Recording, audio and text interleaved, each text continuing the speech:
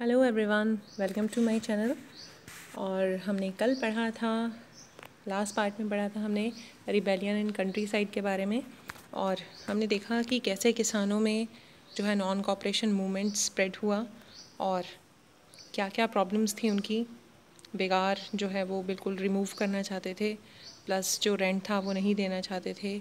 और उसके बाद हमने देखा कि कैसे जवाहरलाल नेहरू ने मिलकर जो है वो एक सभा शुरू की, ऑड किसान सभा अवध में शुरू की थी ये। और रामचंद्र के साथ मिलकर उन्होंने ये सभा की शुरुआत की और ये इतनी स्प्रेड हुई कि ओवर 300 ब्रांचेस इसकी सेटअप हो गई अलग अलग रीजन्स में। और उसके बाद हम पढ़ेंगे ट्राइबल पीपल के बारे में कि ट्राइबल पीजेंट्स कैसे जो है अफेक्ट हुए इस मूवमेंट से और क्या क्या उनकी एक्टिविटीज़ रही ड्यूरिंग दैट टाइम। तो let's read the chapter. Tribal peasants interpreted the message of Mahatma Gandhi and idea of Swaraj in yet another way. In the Gooden Hills of Andhra Pradesh, for instance, the militant guerrilla movement spread in early 1920s, not a form of struggle that Congress could approve. तो कहता है tribal peasant जो हैं उन्हें भी महात्मा गांधी का message जो है उन तक भी पहुंचा और आइडिया ऑफ स्वराज को उन्होंने एक अलग तरीके से इंटरप्रेट किया। तो ये बात हो रही है गुडन हिल्स में रहने वाले जो ट्राइबल पीपल थे उनकी। तो उनका जो गुरिल्ला मूवमेंट स्प्रेड हुआ यहाँ पर अर्ली 90s में, और उन्होंने बट ये स्ट्रगल वो नहीं थी जो कांग्रेस चाहती थी, क्योंकि कांग्रेस जो है वो नॉन वायलेंस को सपोर्ट करती थी, बट ट्राइबल पीपल जो है वो नॉन वायलेंस में बिलीव नहीं करते थे। Here, as in another forest region, the colonial government has closed large forest area, preventing people from entering the forest to graze their cattle or to collect fuel wood and fruits. अब इनके साथ जो हो रहा था वो ये था कि फॉरेस्ट एरिया को प्रिवेंट कर लिया गया था, प्रोटेक्ट कर लिया गया था। बहुत सारे फॉरेस्ट एरिया में ये नहीं जा सकते थे और इनको जो है वहाँ पर अपने जो एनिमल्स हैं उनको ग्रेज नहीं कर सकते थे, ना वहाँ से फ्यूल वुड ले सकते थे, ना फ्रूट्स ले सकते थे। तो इन सभी चीज़ों से ट्राइबल पीपल बहुत नाराज़ थे। The forest to graze their cattle और to collect fuel wood and fruits, this enraged the hill people. Not only were their livelihood affected, but they felt that their traditional rights were being denied. इन्हें ये नहीं लग रहा था, उनकी livelihood तो definitely affect हो रही थी, उनका जो भी ट्रेडिशनल तरीका था काम करने का वो भी अफेक्ट हो रहा था, और उन्हें लगा कि ये तो सीधा सीधा हमारे ट्रेडिशनल राइट्स को इन्होंने डिनाई कर दिया है, और इसीलिए उनमें बहुत ज़्यादा गुस्सा था इस चीज़ को लेकर। When the government began forcing them to contribute begar for road building, the hill people revolted. लेकिन जब गवर्नमेंट ने उनको कहा कि आप रोड बिल्डिंग के लिए बेगार करो, that means work without payment करो, तो ट्राइबल पीपल ने वहाँ पर रिवोल्ट कर दिया। The person who came to lead them was an interesting figure. Alluri Sitaram Raju claimed that he had a variety of special powers. He could make correct astrological predictions and heal people, and he could survive even bullet shots. तभी एक interesting figure आता है, और जिसने ये जो पूरा इनका रिवोल्ट है उसको लीड किया था, नेम था उनका अलूरी सीताराम राजू। तो ये जो राजू थे इन्होंने क्लेम करते थे ये कि मेरे अंदर स्पेशल पावर है, और ये जो है बहुत ज़्यादा क्या कहूँ मैं, एस्ट्रोलॉजिकल प्रेडिक्शंस कर सकते हैं, भविष्यवाणी कर सकते हैं, प्लस ये हैं लोगों को ठीक कर सकते हैं। तो कुछ सुपर नेचुरल पावर जो हैं ये क्लेम करते थे कि इनके अंदर हैं। Captivating by Raju, the rebels proclaim that he was an incarnation of God. तो लोग जो थे वो बहुत ज़्यादा अट्रैक्ट थे इनकी ये सुपर नेचुरल पावर से, और लोगों को लगता था कि ये जो है भगवान की बनाई हुई एक अलग रचना है।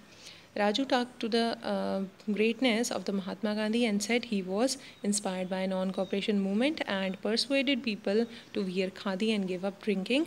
But at the same time, he asserted that India could be liberated only by the use of force, not non-violence.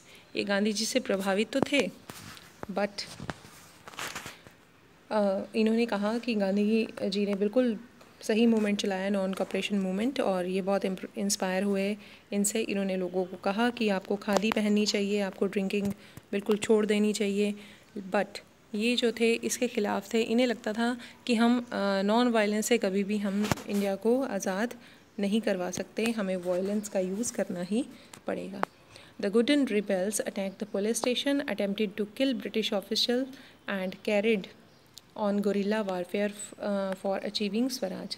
Raju was captured and executed in 1924 and over time became a folk hero.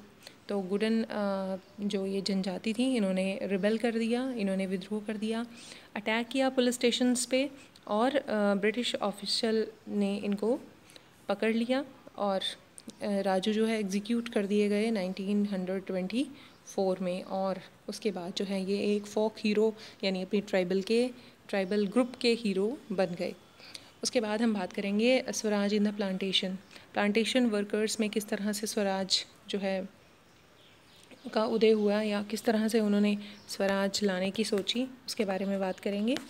Workers to had their own understanding of Mahatma Gandhi and the nation of Swaraj. For plantation worker in Assam, freedom meant the right to move freely and out to confined space in which they are enclosed, and it meant retaining a link with the village from which they had come.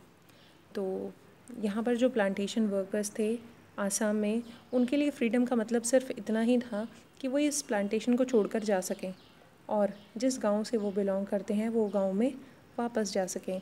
Means they are a kind of labour जो कि enclose थे, उसी area में उसी plantation के साथ बंधे हुए थे कि उस प्लांटेशन को छोड़कर नहीं जा सकते थे। तो इनके लिए आज़ादी सिर्फ इतनी ही थी कि उस प्लांटेशन को छोड़कर अपने गांव में वापस जा सकें। Under the Inland Immigration Act of 1859, plantation workers were not permitted to leave the tea garden without permission, and in fact they were rarely given such permission. तो कहता है एक कानून बनाया गया था 1859 में जिसके अकॉर्डिंग प्लांटेशन वर्कर्स जो हैं वो उनको कोई परमिशन नहीं है टी गार्डन्स को छोड़कर जाने की, और उनको रेयरली ही ऐसी परमिशन मिलती थी अगर कोई जाना भी चाहे तो। When they heard of non-cooperation movement, thousands of workers defied the authorities and left the plantation and headed home. तो कहता है कि जब उन्होंने नॉन कॉपरेशन सुना तो बहुत सारे हज़ारों वर्कर्स जो हैं वो छोड़कर जाने लगे प्लांटेशन अपने घरों में। And they believe that Gandhi Raj coming and everyone would be given land in their own village. और उन्हें लगा था कि गांधी राज आने वाला है और उन्हें अपने गांव में ज़मीन दे दी जाएगी। They however never reach their destinations. कहता है लेकिन वो कभी अपने डेस्टिनेशन तक पहुँचे ही नहीं। Stands on the way by the railway and steamer strike, they were caught by police and brutally beaten up. रास्ते में ही स्टीमर स्ट्राइक की वजह से वो नहीं जा पाए और रास्ते में ही पुलिस ने उनको पकड़ा और बहुत बुरी तरह से मारा। The reason of these movements were not defined by Congress program. They interpreted the term Swaraj in their own ways. जिस भी तबके में ये स्वराज की भावना आ रही थी या ये आंदोलन जो है जा रहा था, वो इसको अपने ढंग से इंटरप्रेट कर रहे थे, बट ये वो प्रोग्राम नहीं था जो कांग्रेस चाहती थी। They interpreted the term Swaraj in their own ways, imagining it to be a time when all sufferings and troubles would be over. लोगों को लग रहा था स्वराज वही टाइम होगा कि जब उनके सारे दुख और सारी तकलीफ़ें ख़त्म हो जाएंगी। Yet, when the tribal chanted Gandhiji's name and raised the slogans demanding Swatantra Bharat, they were also emotionally relating to an all-Indian agitation. When they acted in the name of Mahatma Gandhi or linked their movement to the Congress, they were identifying with a movement which went beyond the limits of their immediate locality. तो लोगों को लग रहा था कि जहाँ महात्मा गांधी का नाम जुड़ा है तो डेफिनेटली वहाँ पर उनको स्वराज मिल ही जाएगा, उनको रिलीफ मिलेगा एक तरह से।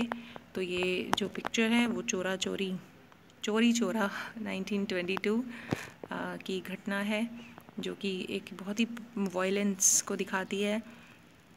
जो लोग थे उन्होंने एक पुलिस स्टेशन में आग लगा दी थी और उसके बाद जो है वहाँ पर बहुत ही ज़्यादा वायलेंस हो गया था और इसीलिए नॉन कोऑपरेशन मूवमेंट को इसके बाद वापस ले लिया गया था। नेक्स्ट पार्ट में हम पढ़ेंगे ये नॉन कोऑपरेशन मूवमेंट जो है सिविल डिसोबीडियंस की तरफ कैसे बढ़ा। तो टिल देन बाय बाय।